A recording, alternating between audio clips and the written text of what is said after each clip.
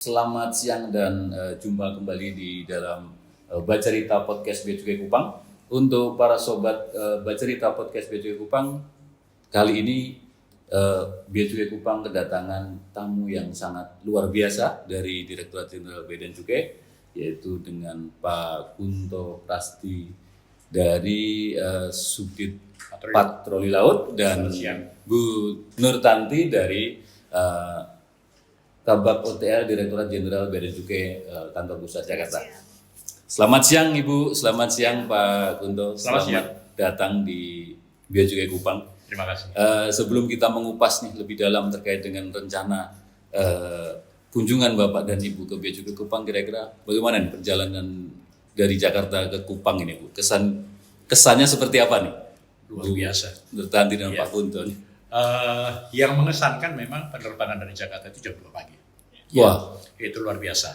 Karena beberapa minggu yang lalu, saya juga kebetulan mendampingi Pak Dirjen ke Norwegia. Itu terbangnya juga jam 1. Jadi terbang ke Kupang itu rasanya seperti mau terbang ke luar negeri. Ke Norwegia, luar biasa Pak. Jadi harus buru-buru ke bandara dengan tengah malamnya, sampai Kupang pagi, belum sempat istirahat juga nih Pak. Kira-kira. Ya kalau kami kan kemarin terasa ini ya, terasa menantang sekali ya. Sampai sini pagi, check in time-nya jam 2. Jadi ya lumayan. Siap. Okay. Untuk Kupang sendiri, dari kesan Ibu Tanti seperti apa nih Bu setelah datang ke Kupang dengan kondisi yang geografis seperti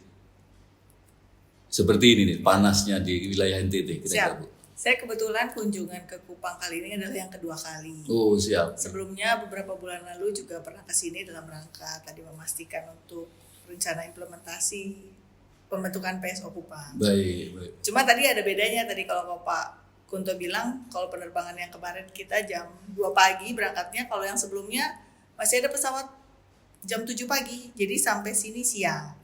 Nah kalau yang kemarin kita jam 2 pagi dini hari ya Pak, Ya. Sampai sini pagi. Jadi ya memang agak mengubah waktu jam tidur kita ya Pak. Iya. Tapi itu nggak ada masalah karena toh setelah kemarin kami difasilitasi sama teman-teman BC Kupang, kami melihat secara informal paling nggak kesiapannya seperti apa.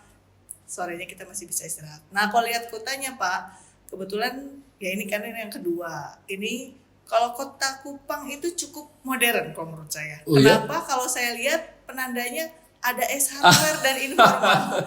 Ini mungkin nggak boleh sebut merek tapi itu betul.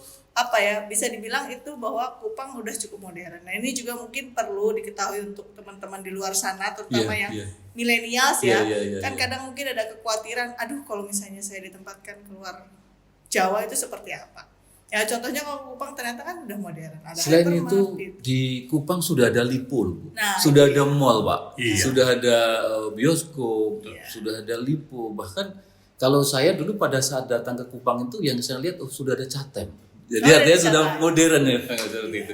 Baik, saya orang bilang Kupang itu panas, buat saya hangat.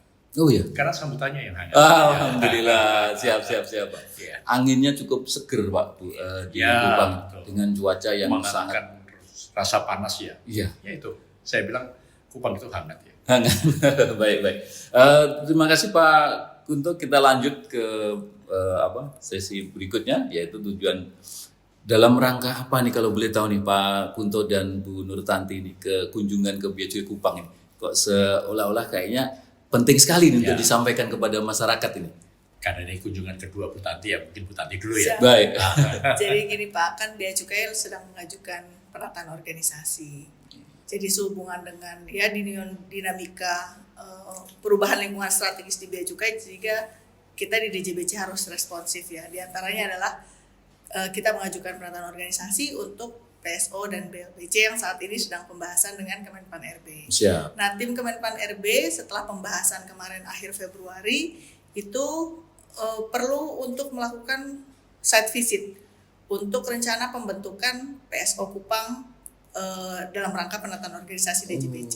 Jadi tadi dari tim Kemenpan RB memastikan apakah memang nanti implementasinya memang sudah dipersiapkan dengan baik itu SDM-nya, terus anggarannya, sarprasnya, terus juga rencana-rencana nanti yang perlu disiapkan agar apabila telah mendapatkan persetujuan prinsip dari Menpan untuk penataan organisasi PSO DJBC, itu bisa langsung operasionalnya bisa berjalan.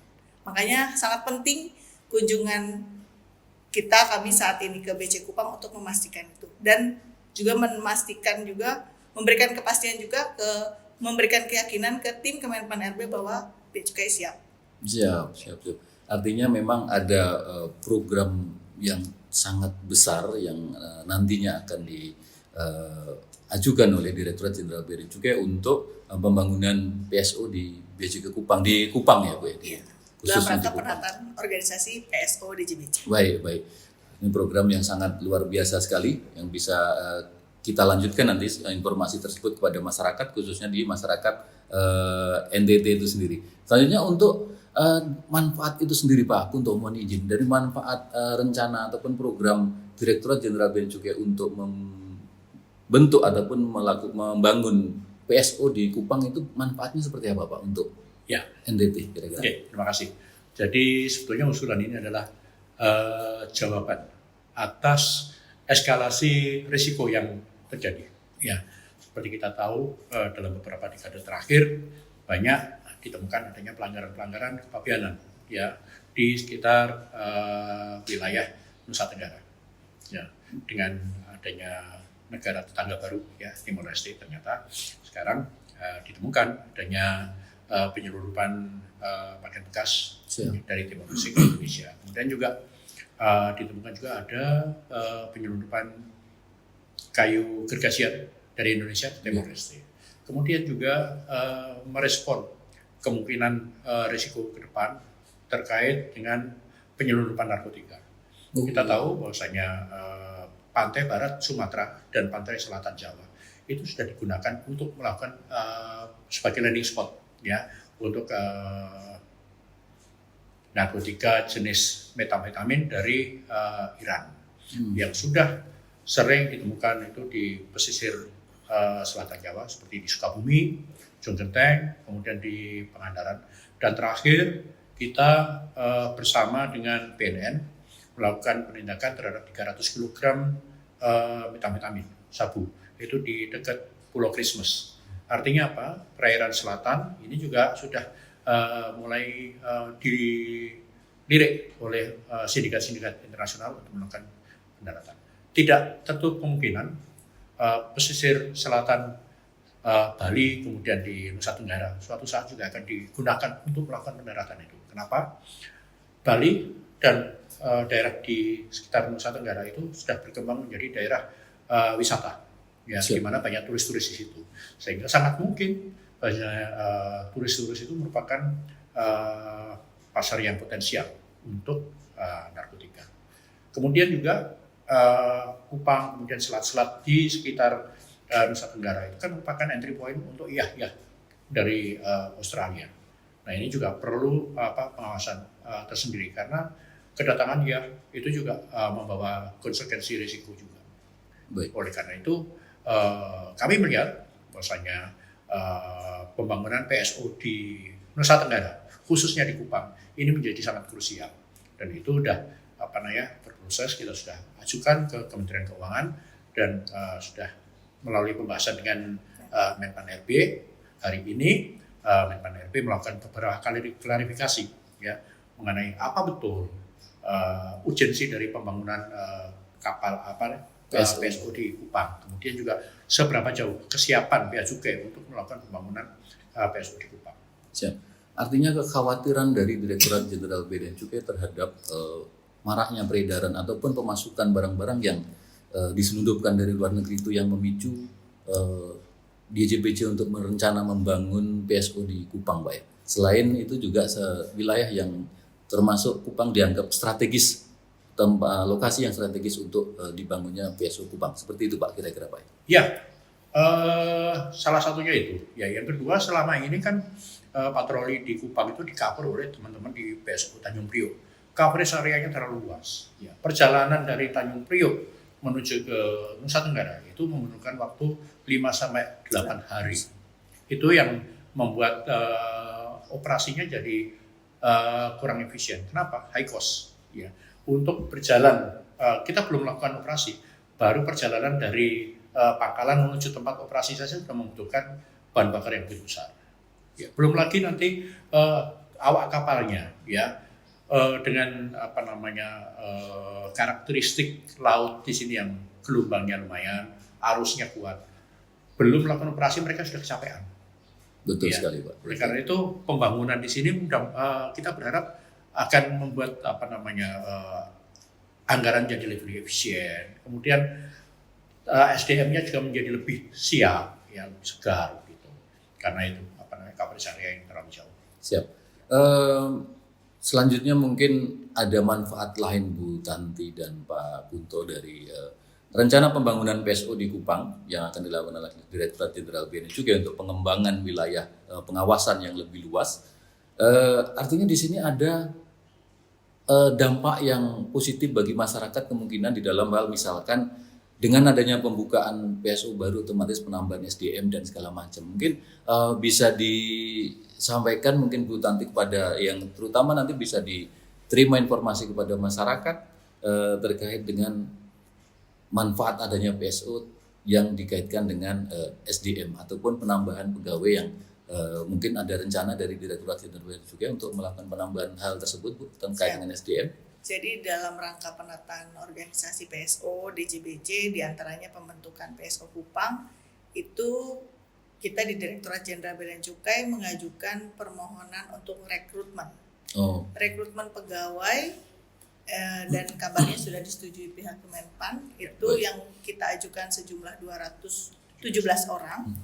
Nah ini sedang proses untuk melakukan kampanye untuk rencana perekrutan yang kemungkinan itu bisa diikuti oleh para lulusan SMK pelayaran. SMK pelayaran. Nah, barangkali kalau di Kupang ada sekolah pelayaran dan memang bisa memenuhi persyaratan yang telah ditentukan untuk bergabung menjadi awak kapal patroli di Direktorat Jenderal Bea dan Cukai, itu bisa untuk mengikuti seleksi penerimaan. Itu apa hanya khusus untuk disyaratkan untuk dari SMK pelayaran atau mungkin dari jurusan-jurusan lain Bu, atau mungkin dari SMA atau dari ini nggak bisa atau khusus untuk SMK pelayaran saja nih Bu kira-kira? Sejauh yang saya copy untuk rekrutmen itu rencana dari SMK pelayaran ya. Jadi begini, awak kapal itu kan ada dek, ada teknik, Mesin, ya. ya kan.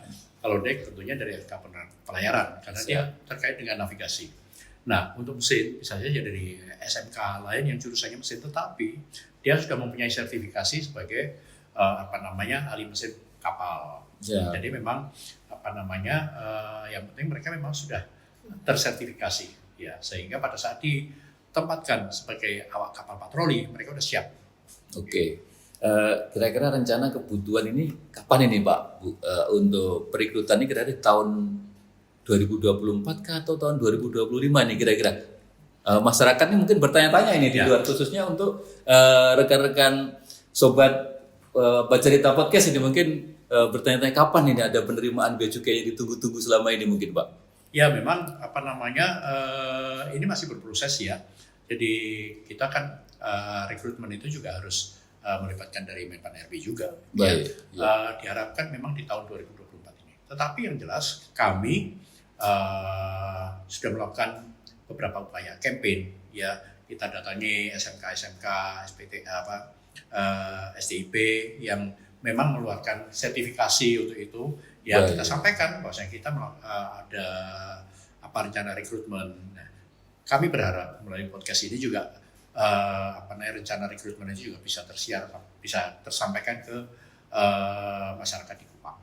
Oke, kira-kira untuk jumlah nih Bu Tanti mohon izin, kira-kira kebutuhan berapa banyak sih kira-kira untuk SDM yang nantinya akan dibutuhkan Direktorat Jenderal Bea dan Cukai untuk memenuhi pembukaan ataupun pembangunan PSO baik di Kupang ataupun di tempat lain kira-kira nih Bu Tanti? Rencana kalau dari yang kami ajukan ke Menpan RB lewat kementerian, tentunya Kementerian Keuangan, itu sejumlah 217 orang. Ya.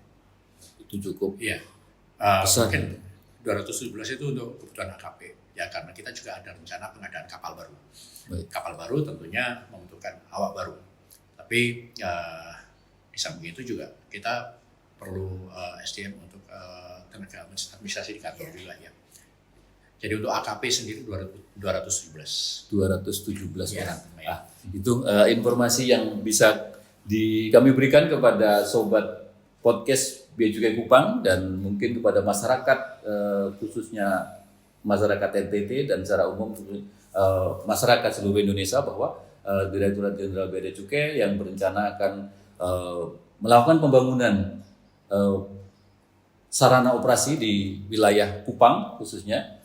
Maka untuk sobat podcast BJ Kupang ataupun masyarakat Kupang secara luas bisa nanti mencari informasi kepada kami terkait kapan akan ada rekrutmen pegawai, dan kami juga akan menyiarkan ataupun memberikan informasi kepada masyarakat apabila sudah dilakukan pembukaan ataupun rencana penerimaan SDM.